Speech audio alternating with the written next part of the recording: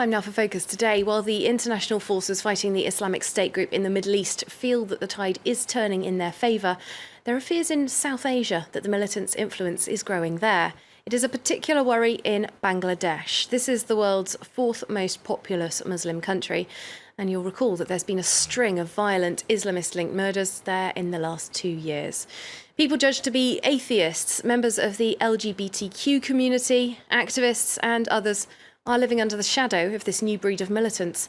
Our correspondents have been to Dhaka to find out what kind of protection is on offer and why some Bangladeshis say that their government is yet to come up with any good ideas on how to stop the violence. From the moment he steps out of his door, Maulana Fariduddin Masood is accompanied by armed policemen. The moderate Islamic scholar and preacher has become a prime target for religious fundamentalists in Bangladesh, especially those who claim to be affiliated with Islamic State organization. If you look at the latest Islamic State video about Bangladesh, then after our Prime Minister Sheikh Hasina and our former Prime Minister Khaleda Zia, they have declared that I am the number 3 target. Masood has already been the target of one suicide bombing in July this year, as he was about to deliver his annual Eid address. 3 people, including 2 policemen, were killed in the attack. Masood believes he was targeted for preaching against the Islamic State organization and religious extremism. The Islamic State group's thinking is very different, and they are extremely radical. Anyone who criticizes them is considered to be an infidel and against Islam, and they say it is their responsibility to kill these infidels. So the attack on me and other Muslims is not so surprising because they do not consider us to be true Muslims. The attack on Masood happened just a week after the July 1st massacre inside this Dhaka bakery. By the time Bangladeshi commandos regained control of the establishment, 20 people, mostly foreigners, had been massacred. The country's most high-profile terror attack to date was carried out by 5 young Bangladeshis claiming allegiance to the Islamic State organization. Shishir Bairagi was working in the kitchen when the attack started. This is so sad. We used to work here. We were so happy. To see it all end like that, it's very painful. Like many others here, Shishir says he was surprised by the identity of the attackers.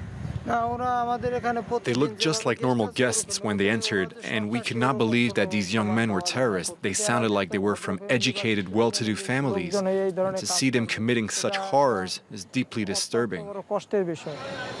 Many of the attackers had studied at upscale Dhaka institutions such as the North-South University. To some analysts, the young men represent a new breed of militants, educated, wealthy and recruited over the internet by the Islamic State organization's slick propaganda. Everybody today in the middle class family very much alarmed. They are very much worried what their children are doing. It hit the very core of the society, the middle class society. Therefore, they became more alarmed. And that's how the whole government and the missionary became proactive.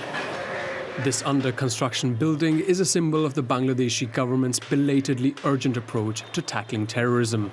It'll house a new police unit dedicated to counter-terrorism.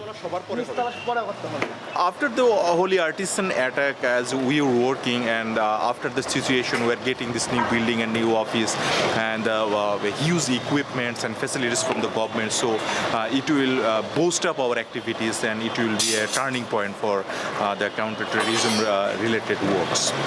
However, in spite of ISIS claiming responsibility for a number of high-profile attacks over the past 2 years, the government officially denies their presence here, choosing instead to blame local terror outfits with links to opposition parties. We are sure and we are confirmed that in Bangladesh there is no IS. Actually, it's a new JMB. And new JMB is an organization, is a part of the JMB that is Jamaatul Mujahideen Bangladesh, and it's a notorious terrorist organization of Bangladesh.